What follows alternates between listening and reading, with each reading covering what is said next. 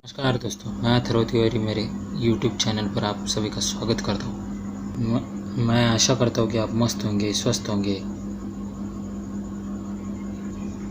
तो मित्रों, आज हम बात करेंगे महाभारत से जुड़ी कुछ कथाओं से। तो आज का हमारा विषय है चंद्रवंश से कुरुवंश। तो मैं आज आपके सामने एक मेरा प्रेजेंटेशन ही समझिए, ये मैं आपके सामने रखने जा रहा हूँ। तो कुछ गलती हो गई तो मुझे माफ़ कर दीजिए मित्रों। चंद्रवंश से कुरुवंश। पुराणों के अनुसार ब्रह्मा जी से अत्रि, अत्रि से चंद्रमा, चंद्रमा से बुध और बुध से इलानंदन पुरुरवा का जन्म हुआ। पुरुरवा से आयु, आयु से राजा नहुष और नहुष से ययाति उत्पन्न हुए। ययाति से पुरु हुए। पुरु के वंशज में भरत और भरत के कुल में राजा कुरु हुए। कुरु के वंश में शंतनु का जन्म हुआ। शंतनु से गंगानंदन भीष्म उत्पन्न हुए। उनके दो छोटे भाई और थे, चित्रांगद और विचित्रवीर्य। ये ध्यान से सुनिए मित्रों, गंगापुत्र भीष्म के दो छोटे भाई थे, चित्रांगद और विचित्रवीर्य। ये शांतनु से सत्यवती के गर्भ से उत्पन्न हुए थे।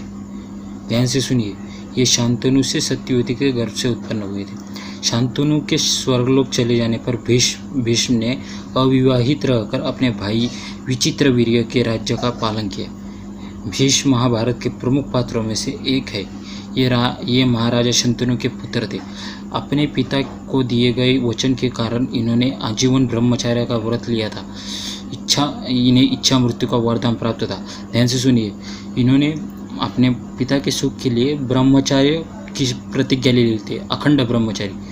इसके कारण उनके पिता श्री शंतनु ने उन्हें इच्छा मृत्यु का वरदान प्राप्त कर दिया था। अब आगे बढ़ते। एक बार हस्तिनापुर नरेश दुष्यंत आखेट खेलने वन में गए। जिस वन में वे शिकार के लिए गए थे, उसी वन में कर्ण ऋषि का आश्रम था। कर्ण ऋषि के दर्शन करने के लिए महाराज दुष्यंत उनके आश्रम पहुंच गए। पुकार लगाने पर एक अति लावण्यमय कन्या ने आश्रम से निकलकर कहा, हे राजन, महर्षि तो तीर्थ यात्रा पर गए हैं, किंतु आपका इस आश्रम में स्वागत है। उस कन्या को देखकर महाराज दुष्यंत ने पूछा, बालिके, आप कौन है? बालिके ने कहा, मेरा नाम शकुंतला है और मैं कर्ण ऋषि की पुत्री हूँ। उस कन्या की बात सुनकर महाराज दुष्यंत आश्चर्यचकित होकर बोले, महर्षि तो आजन्म ब्रह्मचारी है, फिर आप उनकी पुत्री कैसे हुई? उनके इस प्रश्न के उत्तर में शकुंतला ने कहा, वास्तव में मेरे माता पिता मेनका और विश्वामित्र है। मेरी माता ने मेरे जन्म होते ही मुझे वन में छोड़ दिया था, जहाँ पर शकुंत नामक पक्षी ने मेरी रक्षा की, इसलिए मेरा नाम शकुंतला पड़ा। उसके बाद कर्ण ऋषि की दृष्टि मुझ पर पड़ी और वे मुझे अपने आश्रम में ले आए। उन्होंने ही मेरी भरण पोषण किया।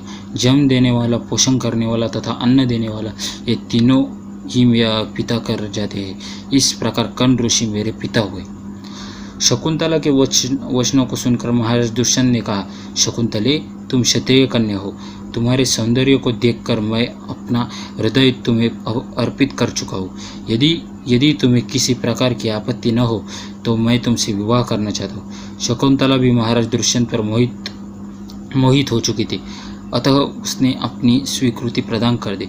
दोनों ने गंधर्व विवाह कर लिया। कुछ काल महाराज दुष्यंत ने शकुंतला के साथ विहार करते हुए वन में ही व्यतीत किया। फिर एक दिन वे शकुंतला से बोले, प्रियतमे, मुझे अब अपना राजकार्य देखने के लिए हस्तिनापुर प्रस्थान करना होगा। महर्षि कर्ण के तीर्थ यात्रा से लौट आने पर मैं तुम्हें यहाँ से विदा कराकर अपने राजभवन में ले जाऊंगा। इतना कहकर महाराज ने शकुंतला को अपने प्रेम के प्रतीक के रूप में अपनी स्वर्ण मुद्रिका दी और हस्तिनापुर चले गए। एक दिन उसके आश्रम में दुर्वासा ऋषि पधारे। महाराज दुष्यंत के विरह में लीन होने के कारण शकुंतला को उनके आगमन का ज्ञान भी नहीं हुआ और उसने दुर्वासा ऋषि का यथोचित स्वागत सत्कार नहीं किया। दुर्वासा ऋषि ने इसे अपना अपमान समझा और क्रोधित होकर बोले, बालिके, मैं तुझे शाप देता हूँ कि जिस किसी के ध्यान में लीन होकर तूने मेरा निरादर किया है वह तुझे भूल जाएगा। दुर्वासा ऋषि के शाप को सुनकर शकुंतला का ध्यान टूटा और वह उनके चरणों में गिरकर क्षमा प्रार्थना करने लगी। शकुंतला की क्षमा प्रार्थना से द्रवित होकर दुर्वासा ऋषि ने कहा, अच्छा, यदि तेरे पास उसका कोई प्रेम चिन्ह होगा तो उस चिन्ह को देख उसे तेरी स्मृति आ जाएगी। ध्यान से सुनिए, यहाँ पर जो दुर्वासा ऋषि थे वो रामायण काल में भी थे और महाभारत काल में भी थे, मतलब त्रेता युग और द्वापर युग दोनों में थे। और दुर्वासा ऋषि मतलब उनकी जो जीभ थी उस पर मतलब वो श्राप देने में बहुत ही महान थे। ठीक है, चलो अब ये हमारा विषय नहीं, हम अब आगे बढ़ते। महाराज दुष्यंत के सहवास से शकुंतला गर्भवती हो गई थी। कुछ काल पश्चात कर्ण ऋषि तीर्थ यात्रा से लौटे, तब शकुंतला ने उन्हें महाराज दुष्यंत के साथ अपने गंधर्व विवाह के विषय में बताया। इस पर महर्षि कर्ण ने कहा, पुत्री, विवाहित कन्या का पिता के घर में रहना उचित नहीं है। अब तेरे पति का घर ही तेरा घर है। इतना कहकर महर्षि ने शकुंतला को अपने शिष्यों के साथ हस्तिनापुर भिजवा दिया। मार्ग में एक सरोवर में आचमन करते समय महाराज दुष्यंत की दी हुई शकुंतला की अंगूठी, जो कि प्रेम चिन्ह थी, सरोवर में ही गिर गई। उस अंगूठी को एक मछली निकल गई। महाराज दुष्यंत के पास पहुंचकर कर्ण ऋषि के शिष्यों ने शकुंतला को उनके सामने खड़ी करके कहा, महाराज, शकुंतला आपकी पत्नी है, आप इसे स्वीकार करें।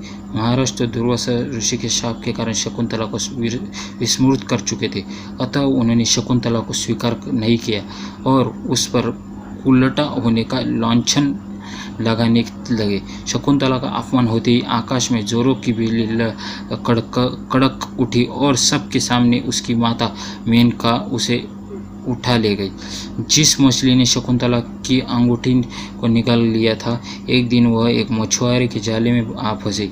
जब मछुआरे ने उसे काटा तो उसके पेट अंगूठी निकल गई। मछुआरे ने उस अंगूठी को महाराज दुष्यंत के पास भेंट के रूप में भेज दिया। अंगूठी को देखते ही महाराज को शकुंतला का स्मरण हो आया और वे अपने कृत्य पर पश्चाताप करने लगे। महाराज ने शकुंतला को बहुत ढूंढवाया, किंतु उसका पता नहीं चला।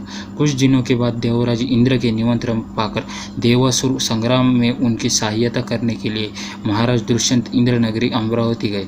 संग्राम में विजय प्राप्त करने के पश्चात जब वे आकाश मार्ग से हस्तिनापुर लौट रहे थे, तो मार्ग में उन्हें कश्यप ऋषि का आश्रम दृष्टिगत हुआ। उनके दर्शनों के लिए वे वहां रुक गए। आश्रम में एक सुंदर बालक एक भयंकर सिंह के साथ खेल रहा था। मेनका ने शकुंतला को कश्यप ऋषि के पास लाकर छोड़ा था तथा वह बालक शकुंतला का ही पुत्र था।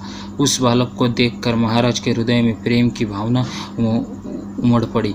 वे उसे गोद में उठाए के लिए आगे बढ़े तो शकुंतला की सखी चिल्ला उठी, हे भद्र पुरुष, आप इस बालक को न छुए, अन्यथा इसकी भुजा में बंधा काला डोरा सांप बनकर आपको डस लेगा। यह सुनकर भी दुष्यंत स्वयं को न रोक सके और बालक को अपने गोद में उठा लिया। अब सखी ने आश्चर्य से देखा कि बालक की भुजा में बांधा काला गंडा पृथ्वी पर गिर गया है। सखी को ज्ञात था कि बालक को जब कभी भी उसका पिता अपने गोद में लेगा, वह काला डोरा पृथ्वी पर गिर जाएगा। सखी ने प्रसन्न होकर समस्त वृत्तांत शकुंतला को सुनाया। शकुंतला महाराज दुष्यंत के पास आई। महाराज ने शकुंतला को पहचान लिया। उन्होंने अपने कृत्य के लिए शकुंतला से क्षमा प्रार्थना किया और कश्यप ऋषि की आज्ञा लेकर उसे अपने पुत्र सहित अपने साथ हस्तिनापुर ले आए। महाराज दुष्यंत और शकुंतला के पास पुत्र का नाम भरत था। बाद में वे भरत महान प्रतापी सम्राट बने और उन्हीं के नाम पर हमारा देश का नाम भारतवर्ष हुआ। हाँ तो मित्रों, ये थे चंद्रवंश से कुरुवंश की कहानी। आगे हम और भी भीष्म का जन्म तथा प्रतिज्ञा, वेदव्यास के जन्म की कथा और भी पाठ हम सीखने वाले, महाभारत संपूर्ण हम सीखने वाले। तो बहनों और भाइयों, चंद्रवंश से कुरुवंश, इसमें अगर आपको कोई आपत्ति तथा कोई कल्पना होगी तो आप मुझे कमेंट बॉक्स में ज़रूर बताएं और मेरे यूट्यूब चैनल को subscribe, like, share and subscribe जरूर कीजिए। धन्यवाद मेरे ऑनलाइन फैमिली। हरे कृष्णा।